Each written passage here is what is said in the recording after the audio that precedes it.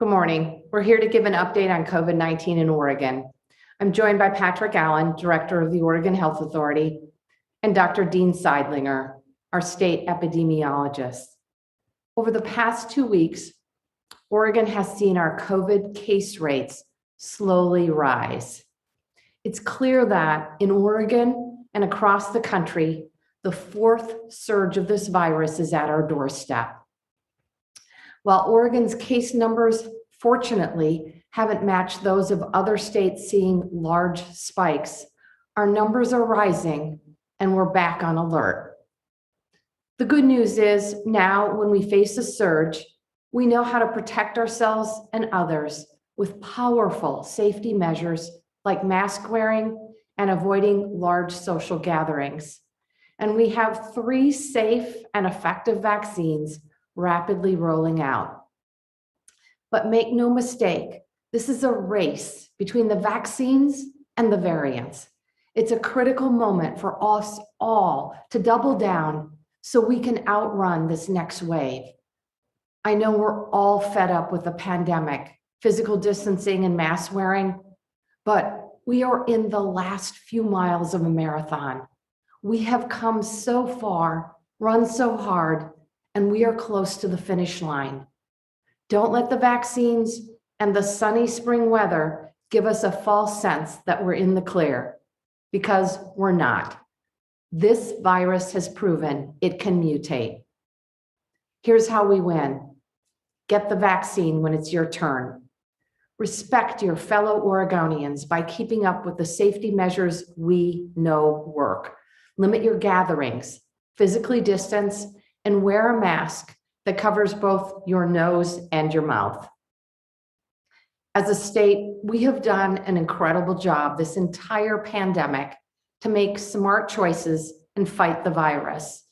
Oregon has consistently had one of the lowest infection and mortality rates in the nation.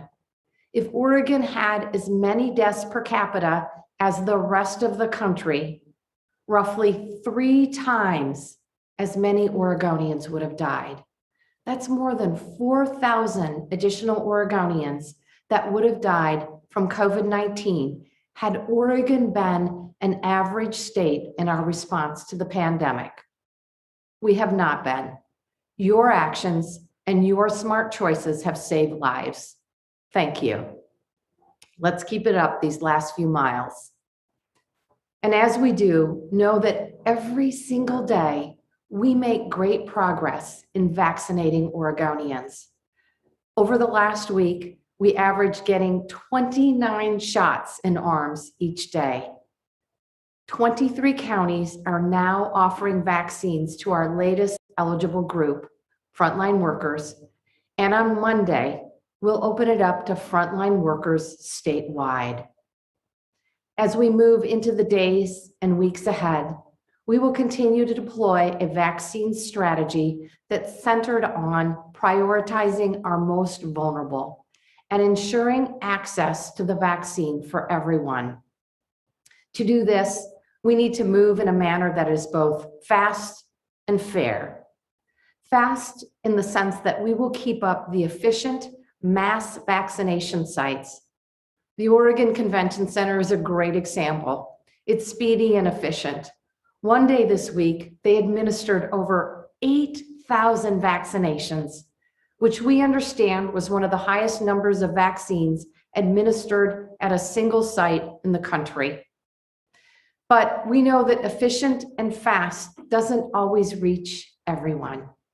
That's why we are simultaneously engaging in intentional and thoughtful outreach to vulnerable populations and organizing smaller targeted vaccine sites. Take, for example, Morrow County, where just over 1,000 people were vaccinated over 4 days, and 1/4 of them identified as migrant seasonal farm workers. In the city of Boring, an agricultural nursery teamed up with their health insurance company and the local Costco pharmacy to vaccinate 500 of their employees. These efforts may take more time and planning to coordinate, but they are also very important. We need all of these avenues to reach every single Oregonian with a vaccine. Pharmacies, community clinics, pop-up events, and large-scale sites. We also need to make sure that access to the vaccine is fair. Making a group eligible isn't enough. Our actions need to support giving people the information they need and making sure vaccines are accessible to them. That's why today I'm announcing that the household family members of frontline workers will be eligible for a vaccine too. If you're a frontline worker as defined by the CDC, when you make an appointment for a vaccine for yourself, make them for your entire family, adults, obviously. If you're attending a community vaccine event, bring your family members with you. We know it's not easy for everyone to find the time and the transportation to get to a vaccination appointment. If you're a frontline worker making the effort, bring your family members and do it all together. Also, effective immediately, we're expanding our criteria of underlying health conditions to meet the CDC's extended list. Director Allen will share more. Finally, I'm asking coordinated care organizations and commercial health insurance providers to reach out to their members with underlying health conditions to share information about the importance of vaccinations and how to get connected to a vaccine. We appreciate their continued partnership. I'll end this morning with reminding everyone over the age of 16 to sign up at getvaccinatedoregon.gov. Not only can you receive notifications for how to access a vaccine, but you can also get vital information. And with that, I'll turn it over to Director Allen. Thank you, Governor Brown. Good morning. I'm Patrick Allen, Director of the Oregon Health Authority, and today I want to update you on our vaccination projections in light of the manufacturing interruptions for the Johnson & Johnson vaccine that the federal government announced earlier this week. In addition, I'll give you the latest figures on vaccinations among older adults. I'm joined by Dr. Dean Seidlinger, our state health officer, and he'll give some troubling news about the rise of COVID-19 cases and what our model tells us we can expect in the weeks ahead. Here are the three main points I want every Oregonian to know about the progress our state's COVID-19 vaccination effort is making. First, Oregon will not delay our vaccine eligibility timelines despite the disruption in Johnson & Johnson doses. On April 5th, all frontline workers, younger people with underlying health conditions, and people over 50 who live in multi-generational homes will still be eligible to get vaccinated. And no later than May 1st, we still plan to open vaccine eligibility to everyone 16 and older. We still intend to give counties the option to vaccinate everyone as early as April 26th if they show they will have appointments available and have made strong efforts to reach vulnerable Oregonians with vaccine. However, we may need to temper our hopes of having enough doses to vaccinate all Oregonians over 16 by late May and bump that expectation back a couple of weeks. Second, Oregon continues to pass other states in the percentage of seniors who've been immunized, but as we discussed last week, demand for the vaccines has plateaued among older adults. And in some counties, more seniors have waited to get immunized than have chosen to get vaccinated. This flatlining demand should be a cause for concern for all of us. And third, at the state level, we're taking steps to broaden eligibility and make sure no one is left behind. In turn, we want to encourage every Oregonian to do his or her part and get vaccinated when you become eligible. Now let's look at the numbers. Let's go to the first slide, please.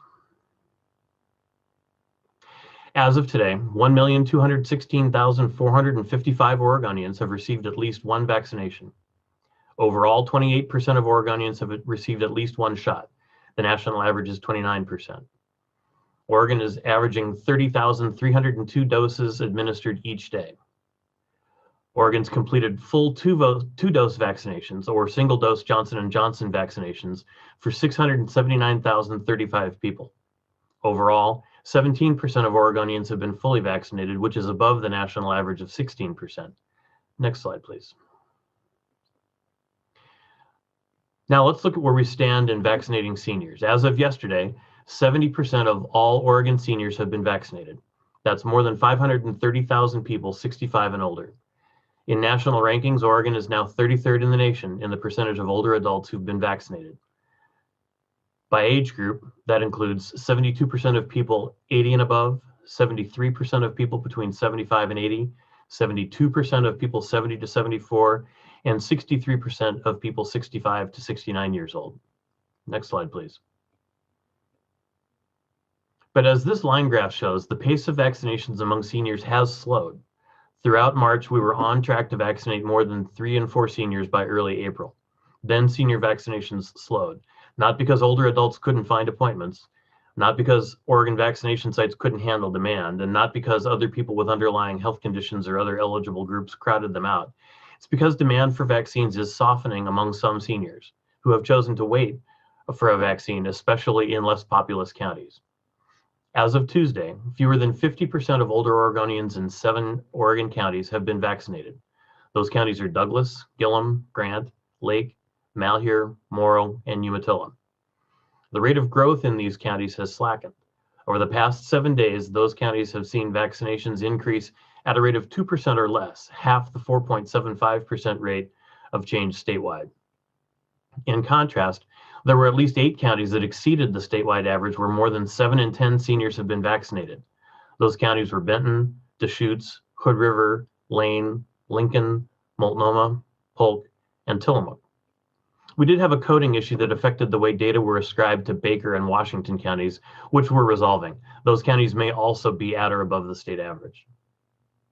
Older adults are the people who are most vulnerable to the virus. We expect our senior vaccination rates will continue to grow. We'll continue to support county efforts to vaccinate seniors and focus our outreach on people 65 and older who have yet to get vaccinated in communities where we know we can build more vaccine confidence. However, I want to encourage every older adult who's waited to get vaccinated to make an appointment today. More than 1 million Oregonians, half of whom are seniors, have been vaccinated so far. We know the vaccines are very safe. We know many people are worried about the side effects, but the COVID-19 case mortality rate among people 80 and older is 20%, 1 in 5. The serious risk the virus poses to older adults far outweighs the temporary discomfort and disruption you might experience from getting a vaccine. And vaccines give older adults the freedom to see friends and family, attend in-person worship services, go out for a meal, or make other choices about your life with less burden and worry. If you have questions, talk to your healthcare provider or go to covidvaccine.oregon.gov for more information about vaccine safety and effectiveness. Let's go to the next slide. Despite the leveling off we've seen among older adults, we remain on track to have vaccinated 7 in 10 Oregon adults by the end of May. Now let's look at our allocation forecast and see what the disruption in Johnson & Johnson doses will mean for Oregonians. Next slide. Here's an updated projection of our vaccine supply through early June. As you can see, we've pushed back the time frame when we expect we'd have enough doses to vaccinate all Oregonians who are 16 and older. The primary difference in this updated projection is the supply of Johnson & Johnson vaccine. Previously, we expected we would receive approximately 100,000 doses per week in April. Based on what was reported this week, there is a potential we will not receive any additional Johnson & Johnson doses until the first week in May. In other words, if that level of Johnson & Johnson supply disruption happens, it would equate to somewhere between 200,000 and 300,000 fewer prime doses than we previously expected. That shortfall results in about an 8 or 9 day setback in the time frame when cumulative doses in Oregon would exceed the number of people who are eligible. We're following up with CDC to get additional information about the Johnson & Johnson supply. This change in supply does not change the fact that the Johnson & Johnson vaccine is safe. The quality control checks that are in place caught the issue prior to shipping. For the week of April 5th, we're expecting an increase in prime doses, which includes a 1-week surge of 61,400 Johnson & Johnson vaccines. In addition, we're expecting an additional 60,000 Johnson & Johnson doses being sent to pharmacies through the Federal Retail Pharmacy Program. That total surge across all 3 vaccines raises our weekly total to over 275,000 prime doses next week. However, we expect that total to drop back down to around 150,000 prime doses the following week and stay at that level until May. The week of May 3rd, we expect to see our prime doses rebound to over 230,000 if Johnson & Johnson comes back online at forecast amounts. Once again, I want to emphasize, our vaccination progress depends on three factors: supply, demand, and our capacity to vaccinate people. While we've seen unexpected ups and downs in the first two factors, our capacity continues to increase. Over the past week, our daily average of doses administered has increased more than 3,000 doses per day to more than 30,000 doses. We've also seen days in the past week in which Oregon vaccinators administered as many as 40,000 doses. As Governor Brown mentioned, the All for Oregon Clinic at the Oregon Convention Center has vaccinated more than 8,000 in one day. According to FEMA, the OCC has exceeded some of the largest FEMA mass vaccination sites across the country, and it's amongst the highest performing sites in the nation. But this temporary Johnson & Johnson supply disruption isn't keeping us from looking for opportunities to make more people eligible sooner, and it won't stop us from working to close disparities in vaccination rates, especially amongst our hardest hit communities. As Governor Brown announced, we're expanding the types of underlying conditions that qualify for a vaccine effective today to match the updated list from the CDC. We're also expanding eligibility to family members of frontline workers. Next slide, please. This slide shows the underlying conditions that now qualify for a vaccine: cancer, chronic kidney disease, chronic lung diseases, including COPD, asthma, interstitial lung disease, cystic fibrosis, pulmonary hypertension, dementia or other neurological conditions, both type 1 and type 2 diabetes, Down syndrome, heart conditions, HIV infection, liver disease, overweight and obesity, pregnancy, sickle cell disease or thalassemia, smoking, current or former, solid organ or blood stem cell transplant, stroke or other cerebrovascular disease, and substance use disorder. Expanding eligibility to families of frontline workers and people with a wider range of underlying conditions is important for two reasons. These groups are at greater risk than the general population. We're aligning our list of qualifying underlying conditions with the CDC's expanded list, and that captures a broader range of health conditions that it could increase a person's chances of experiencing a severe case of COVID-19 or worse.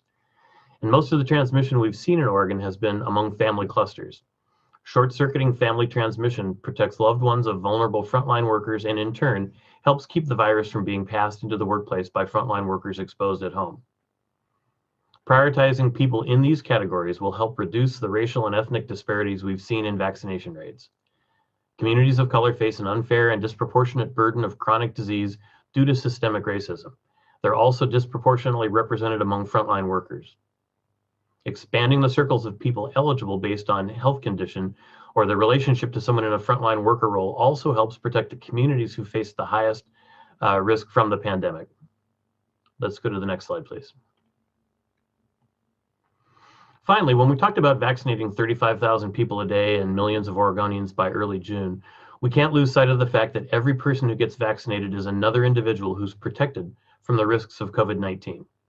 And we need to find different ways to reach people no matter what barriers they face. Governor Brown told you about the Morrow County event to vaccinate migrant and seasonal farm workers. As a follow-up, OHA is partnering with the Federal Emergency Management Administration and Morrow and Malheur counties to hold a series of vaccine clinics in Boardman, Irrigan, and Heppner, April 5th to the 13th, and in Malheur, April 14th and 15th. The goal is to administer 2,000 J&J vaccines using a FEMA mobile unit. Lincoln County is sponsoring a clinic today and tomorrow in Newport, which is focused on reaching seafood, agricultural, fish processing, and seasonal and migrant workers. Their goal is to vaccinate 500 people in the next 2 days. The event will be ADA accessible and will have on-site interpretation as well. Finally, I want to share the story of Clackamas County paramedic Amy Jo Cook. On Wednesday, she was doing outreach to houseless people living in an encampment. While she was there, she offered COVID vaccines to the people living in the encampment. That day, she vaccinated 12 people who were at risk, but might not otherwise have been immunized. Her experience taught her that she'd need to take advantage of these kinds of moments to gain the best results. Next, she plans to drop in at a local shelter during lunch and shower times and visit the surrounding area to reach others who want the COVID-19 vaccine. This kind of outreach can take time, but it's vitally important to helping us reach community immunity. I want to thank all Oregon vaccinators who are working as hard as Amy Jo, the teams in Malheur, Morrow, and Lincoln counties, and at the big mass vaccination clinics like the Oregon Convention Center run by our health systems. With every vaccine you administer, you are saving lives and bringing us one step closer to ending the pandemic and returning to normal life. And for everyone who hasn't been immunized, I want to once again encourage you to get the facts. Make a plan to get vaccinated and go to covidvaccine.oregon.gov to find out when you're eligible, register for notifications, and get the latest information about vaccine events in your area. Now let me turn it over to Dr. Seidlinger. Thank you, Director Allen. Before I discuss the most recent COVID-19 modeling, let me first provide a summary of where things stand with the pandemic in Oregon. As of today, OHA has reported 166,013 cases of COVID-19 in Oregon, and we continue to see a general trend of increasing daily cases along with virus-related hospitalizations. Similarly, hospitalizations are significantly off their 2021 peak level. While there are 67% fewer virus-stricken patients in our hospitals since January 1st, hospital beds occupied by Oregonians with COVID-19 are increasing this week. According to the most recent report covering the week of March 22nd through March 28th, OHA reported 10 deaths, the lowest weekly total since last June. To date, there have been 2,385 COVID-related deaths in Oregon. My thoughts go out to everyone who has experienced a loss to COVID-19. Counties across the state are seeing reduced risk levels, opening more activities to Oregonians just as spring arrives. But with rising spread of disease, more counties may increase their risk levels in the coming weeks. More of our friends, family, colleagues, and neighbors are getting vaccinated every week. While vaccinations are still increasing, we all have the tools to protect ourselves and our loved ones, wearing masks, keeping our distance, and limiting our higher risk indoor gatherings. And these activities are not forever, just for now. Let me turn my attention to variants of concern. Since February 3rd, OHA has been reporting a cumulative count of each variant of concern on its dashboard. These counts have been based on information reported directly to public health by our laboratory partners. On March 16th, the Centers for Disease Control and Prevention reclassified the B1427 and B1429 variants as variants of concern. These variants have been circulating in Oregon since late 2020 and had not previously been reportable. OHA has reviewed historical data in the open source sequencing data platform GISAID and has identified more than 200 of these variants to date in Oregon. In order to provide a comprehensive picture of variant circulation in Oregon, OHA will begin updating its variant of concern counts using this GISAID data. This will allow for rapid reporting of historical data whenever the CDC definitions of variants of concern are updated, and the dashboard will be updated with this data today, and it will be updated weekly moving forward. Oregon will continue to ask all laboratory partners to report all variants of concern and variants of interest to public health immediately in order to inform our case investigation and contact tracing. Now let me move on to the most recent COVID-19 model, which I'll discuss in a little more detail later. But this shows an accelerated spread of the virus consistent with the pessimistic scenario outlined just 3 weeks ago.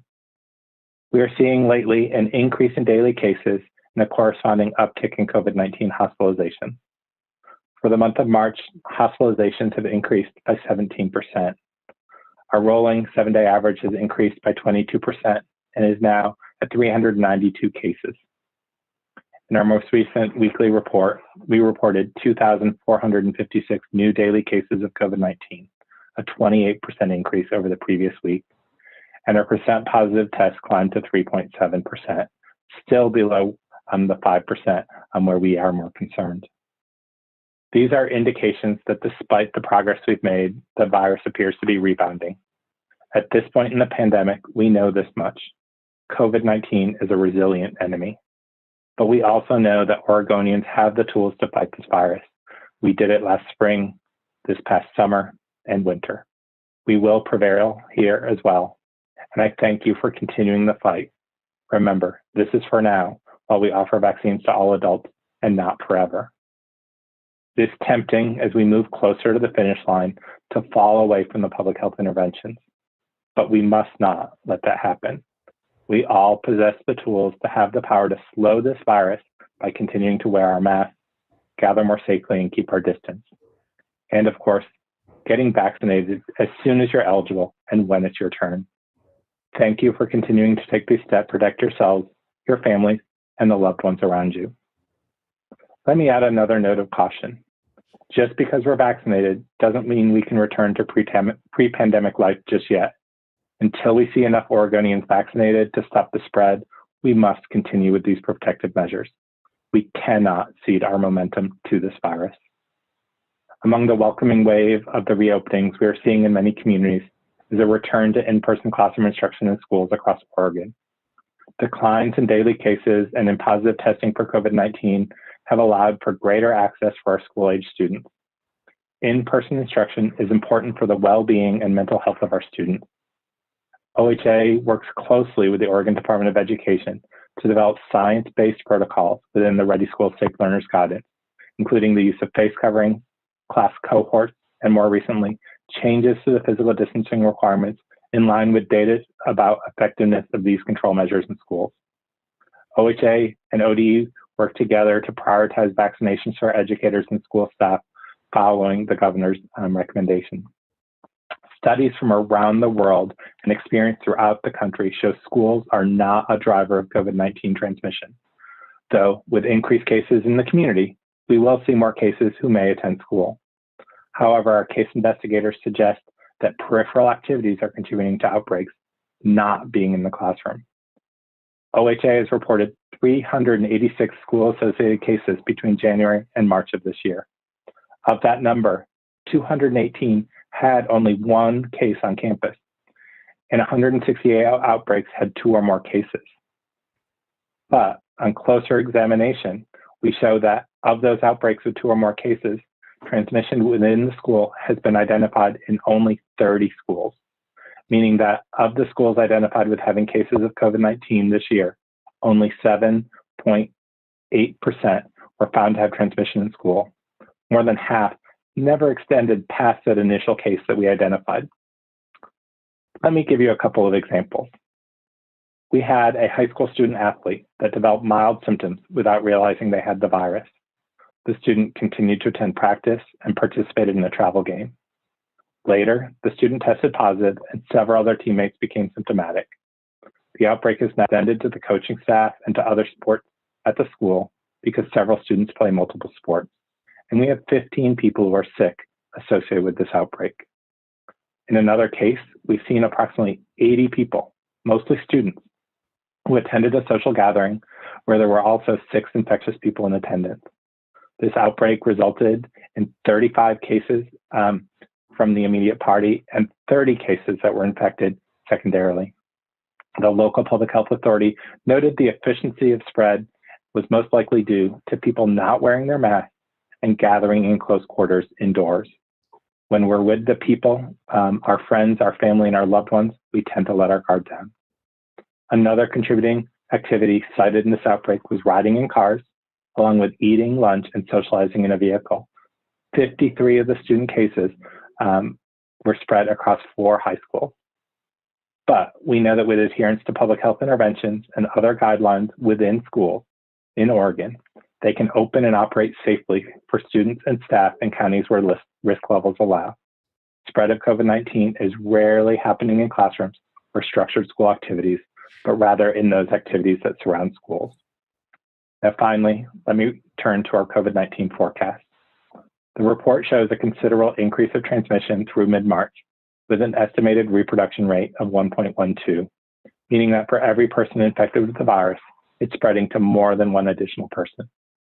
If that level of transmission continues as is, we can expect to see new daily hospitalizations increase to 17 for that 2-week period from April 7th through the 20th. If the more contagious variants take off, or if we relax our vigilance and transmission increases by just 20% over the same period, daily hospitalizations will increase to 27. However, Oregonians can stay the course and do what they've done before, flatten the curve, and see our transmission drop then we'll see our hospitalizations decline to 11 new daily hospitalizations. We're all tired of COVID-19. We crave a return to seeing our friends and family more, traveling and getting back to the activities we love. As this latest model shows, we still have some work to do. We must remain vigilant, but experience has shown us that small setbacks can have huge consequences. We in Oregon have made tremendous progress in turning the tide of COVID-19. These actions we're asking you to take are for now and not forever. So let's not squander our hard-won progress. Thank you for the continued partnership in fighting this virus. And with that, I'll turn things back over to Governor Brown. Thank you, Dr. Seidlinger. And with that, Charles, we're ready for questions.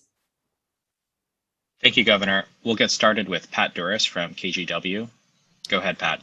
Thank you. Governor, I think a lot of people will be excited that family members are included with frontline workers, but I'm wondering if you folks have any advice on how people should go about getting those family members appointments. Probably a lot of frontline workers already have their own appointment. Thank you. Thanks. Thanks, Pat. I'm going to turn that over to Director Allen. Yeah, thanks for the question. I think really it's going to just be a matter of using the same scheduling tools. I think frontline workers that have become eligible now tend to be in more rural communities where the crush of demand for appointments is a little bit less. And so I would suggest they go back to the same scheduling tools that they used. In the metro area where eligibility starts on Monday, multiple appointments can be scheduled, and I would recommend that folks go ahead and do that, whether they're using the convention center, or local pharmacy, or other tools. Okay, thank you. Thank you, Pat. We'll go next to Lisa Balick with COIN. Go ahead, Lisa.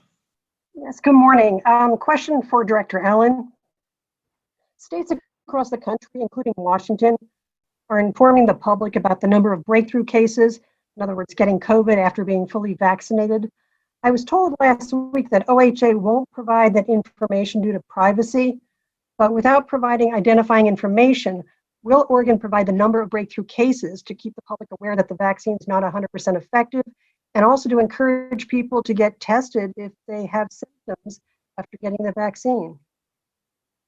Yeah, I think I'd actually, Lisa, like to pitch that question to Dr. Seidlinger. Thank you, Lisa, and thank you, Director Allen. We continue to monitor cases that have developed in people who've been fully vaccinated and have been 2 weeks from their last dose. When we initially started getting breakthrough cases, we reported those initial 4 cases. But in order to protect privacy, we didn't want to do so in an ongoing way.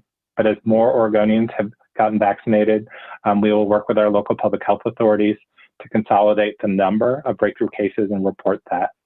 What I can say is that to date, the number of breakthrough cases has been very limited, considering the approximately 700,000 Oregonians who are fully vaccinated. This would be in line with the data that Washington State reported earlier this week and that other communities are seeing. These vaccines are safe and effective. Even in people who develop disease after being fully vaccinated, they protect against the most serious impacts, and we are not seeing hospitalizations in these individuals. So we'll continue to work to collect that data and share it in the near future. What is the actual number right now statewide? Dr. Seidlinger, can you answer that question?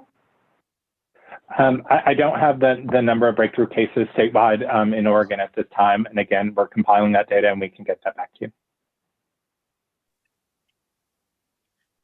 Thank you, Lisa.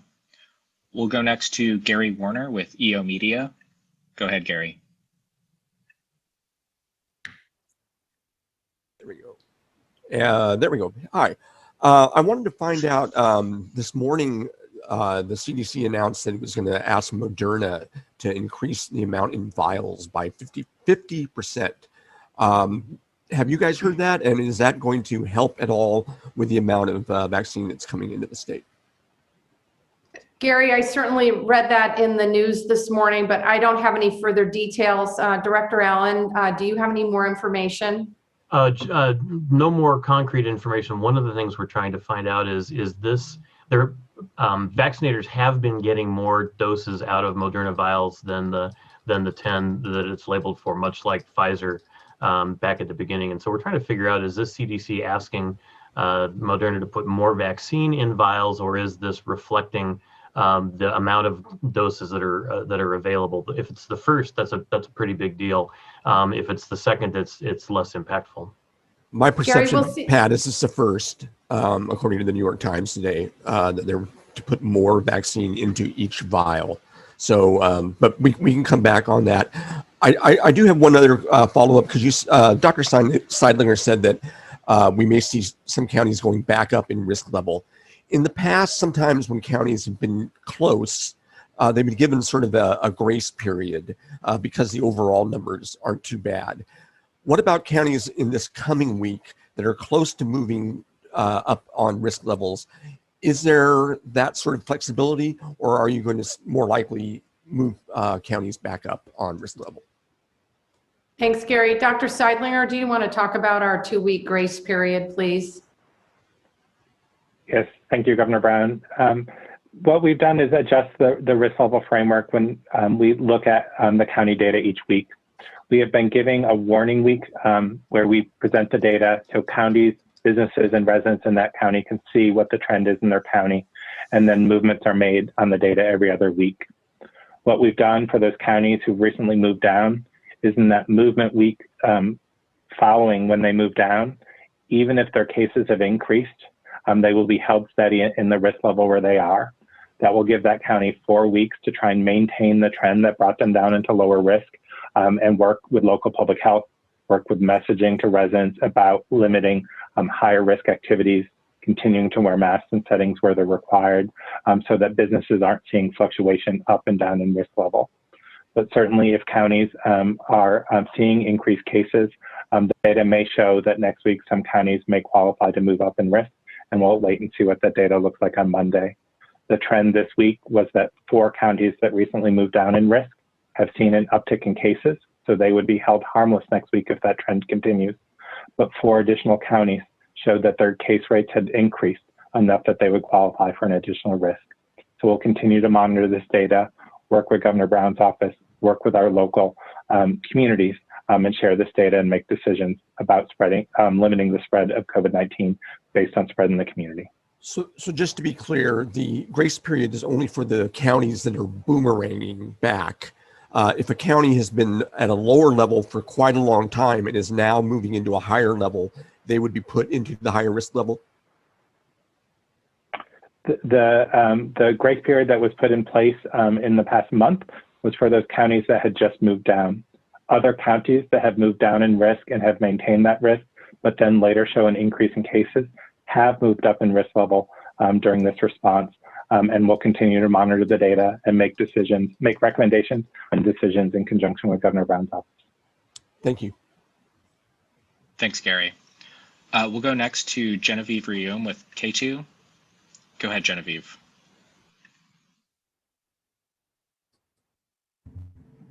Hey there, thanks for taking our questions today. I have 2 questions. The first one, if cases and hospitalizations are increasing, why aren't we opening up vaccines to all Oregonians 16 and older? Genevieve, that's a really good question. The goal of Oregon's vaccination strategy is to make sure that we are doing this fast, but that we're doing this fairly. And we're relying on the work of the Vaccine Advisory Committee to center equity. We know that communities of color have been disproportionately impacted by the pandemic. And this next tranche of openings includes frontline workers and vulnerable Oregonians between the ages of 45 and 64 that have underlying health conditions. This group is more diverse, and we want to make sure that these vulnerable Oregonians get access to the vaccinations and are prioritized in our vaccination strategy because they're more vulnerable to the disease. Thank you, Governor Brown. And the next question is for Director Pat Allen. Are you seeing an unfair distribution of vaccines state by state, or are you worried about Oregon's distribution? The distribution of vaccine is complicated.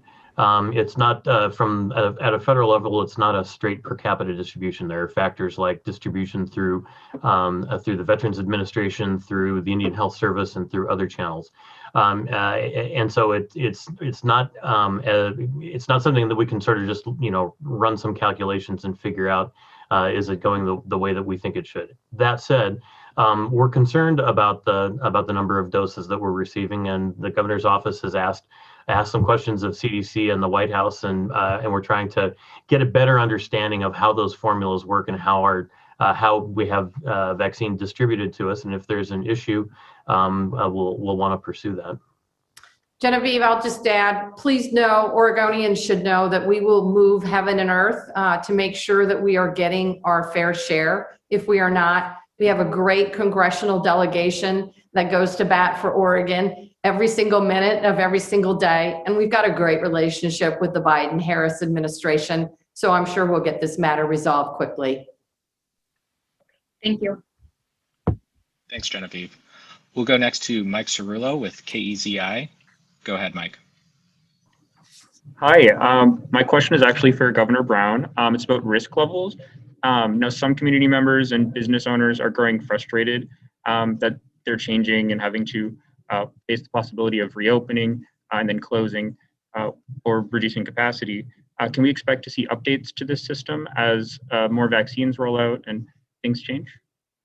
Well, right now, what I would say is that the framework is absolutely necessary. The goal of the framework was to make sure that it was sustainable for our businesses and our communities while we reduce the spread of COVID-19. We still don't have community immunity yet throughout Oregon. So obviously it's a race against time, and we're working very, very hard to get more Oregonians vaccinated. And as Dr. Seidlinger said, we have variants present in communities around the state. So we're going to continue to use the metric system. We always welcome feedback from our local elected officials, and in fact was on the call yesterday with a county chair from a Southern Oregon county. We'll continue to take that input. We want to make sure that we keep people safe, that we reduce the transmission of the virus, and we get Oregonians vaccinated very fast and very fairly. Thank you, Mike. We have time for just two more questions, so we'll go next to Amy Green with the Oregonian. Go ahead, Amy. Yeah, hi, thank you. I have two questions. First one is the new cases of COVID have been going up 42% in the last 10 days. In the past week, it's a faster rate than cases have increased nationally. In the meantime, we have these restrictions that are allowing restaurants and gyms to operate at 50% capacity in many, many counties across the state, movie theaters to be open.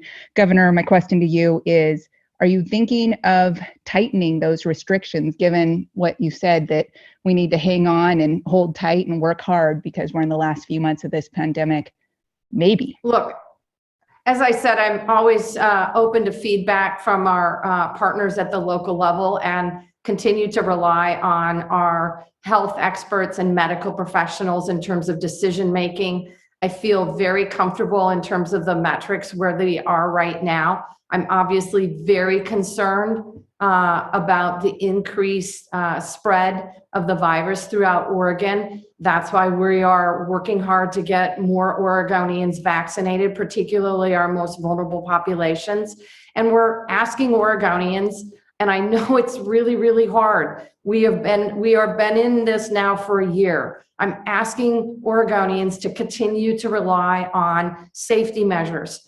For example, wearing masks that cover nose and mouth, making sure that you're physically distancing, watching that 6 feet, and washing your hands, and keeping your social gatherings small. Dr. Seidlinger, would you like to jump in on that one?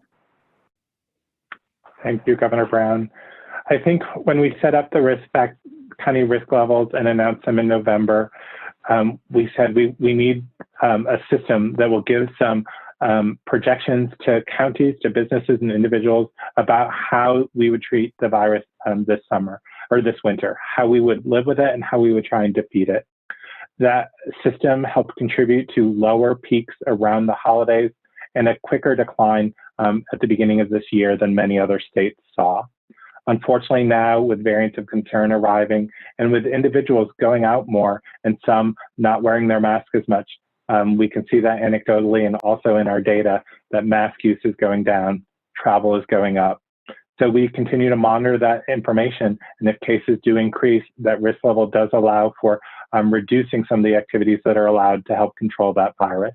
So the same way we use that to lower the risk and increase activities that people could participate in, the reverse will be true as well as we get through this potential surge with cases and hospitalizations increasing as we get more vaccines into arms. But again, we all have the tools to help control this virus. Think about the actions you're taking, limit your social gatherings, particularly higher risk indoor social gatherings. Keep your mask on, covering your nose and your mouth, and keep your physical distance. Again, these activities are for now and not forever. We can get through this together. Thank you. Thank My you. second question.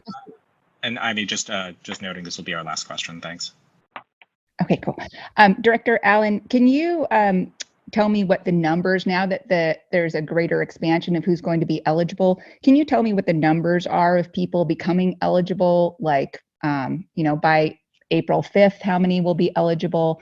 It seems like we're getting pretty close to everyone already being able to be vaccinated. Yeah, I can't give you a good number for April 5th, and the reason for that is we're at a place now where people are counted in multiple categories, and the chances of that just kind of increases every time we add somebody. So think of someone who works at a grocery store who's got an underlying condition, who's over 65 or those kinds of things.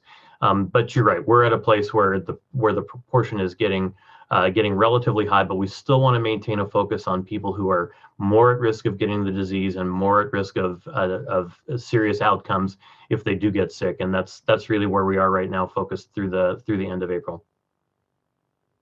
Thank you. Thank you, Amy.